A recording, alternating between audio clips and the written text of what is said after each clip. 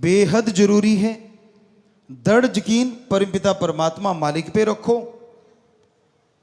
और सहजोबाई वाली बात जो आपको इतनी बार सुनाई हमने, उसको दिलो दिमाग में धार के रखो। निगाह में किसी दूसरे के लिए वो ख्याल नहीं होना चाहिए जो ओम हरि राम परमात्मा के लिए होता है, एक भक्त के लिए। हमारा कहने का मतलब ये नहीं कि रिश्तों में प्यार ना दो। जो रिश्तों में सही है, जायज है, वो प्रेम दो। भाई बहन का रिश्ता है, माँ बेटे का, बाप बेटे का, बेटी का, माँ बेटी का, तो जितने भी रिश्ते हमारे समाज में हैं उनके प्रति जो कर्तव्य है, जो सही भावना है, वो रखते हुए आप सत्कार भी करो और प्रेम भी रखो, लेकिन हद से ना गुजर जाओ। जब आदमी हद से ज्यादा गुजर जाता है और उसके जब चोट लगती है, जब यकीन टूटते हैं, तो वो चोट को सहन नहीं कर पाता। आपने देखा होगा, समाज में देखा होगा, खुद महसूस किया होगा। छोटे से बच्चे को मां पालती है, पहले 9 महीने गर्भ में रखती है,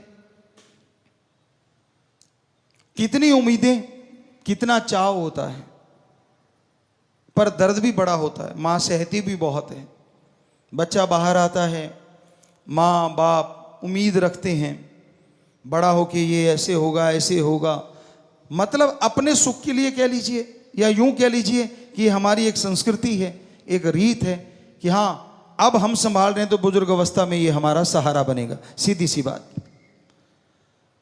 लेकिन आज का दौर ऐसा आ गया है, बच्चा जवान होता है और उसकी भावनाएं अंगड़ाइयां लेने लगती हैं।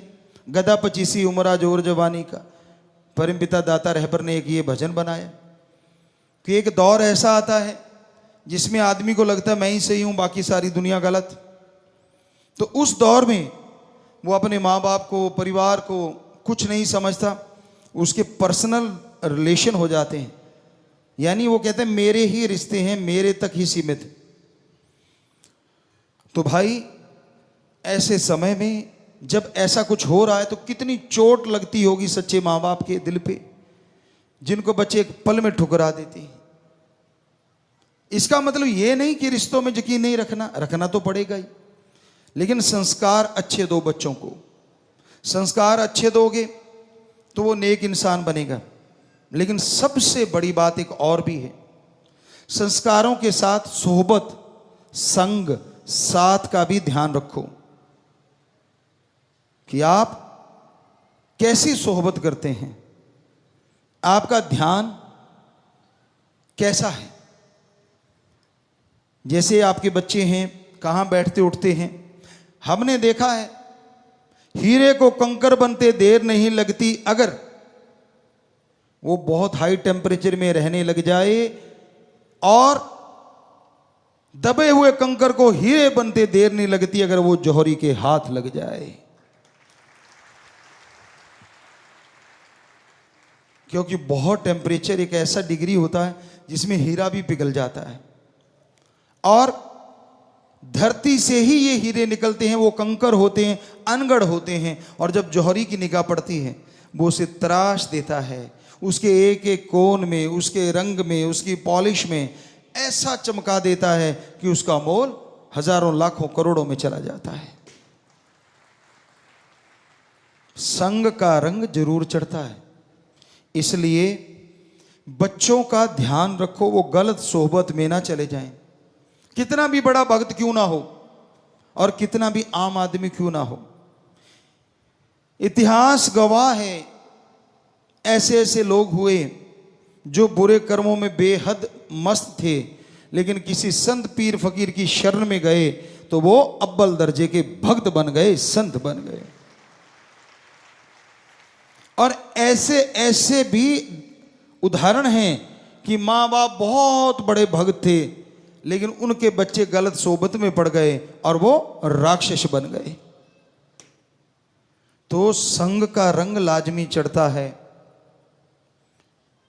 जब आदमी किसी संग का हद से ज्यादा यकीन करने लग जाता है वो गलत है। आज के दौर में, आज का समय आपको जैसे बताया बहुत ही भयानक है।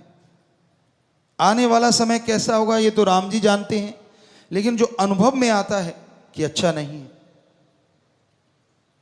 नशे के दरिया बह रहे हैं, ईगो अहंकार के दरिया बह रहे हैं, पैसा भगवान हुआ पड़ा है, और सोहबत में जब आदमी गलत में पड़ता है अच्छे बुरे की पहचान नहीं रहती। इसलिए हम आप सबसे हाथ जोड़ के यही प्रार्थना करेंगे कि हद से ज़्यादा यकीन एक पे किया जाता है, वो ओम हरि या उसका कोई सच्चा संत पीर फकीर है, वरना और किसी पे हद से ज़्यादा, एक हद तक एक सीमा है रिश्तों की, उससे ज़्यादा अगर यकीन कर बैठोगे तो कभी भी धोखा खा सकते हो। हमने ये देखा पीर फकीर की बात ना मानते हुए कई सज्जन ऐसा कर बैठते हैं और फिर पछताते रहते हैं। तो आप सबसे यही प्रार्थना कि सुमरन किया करो,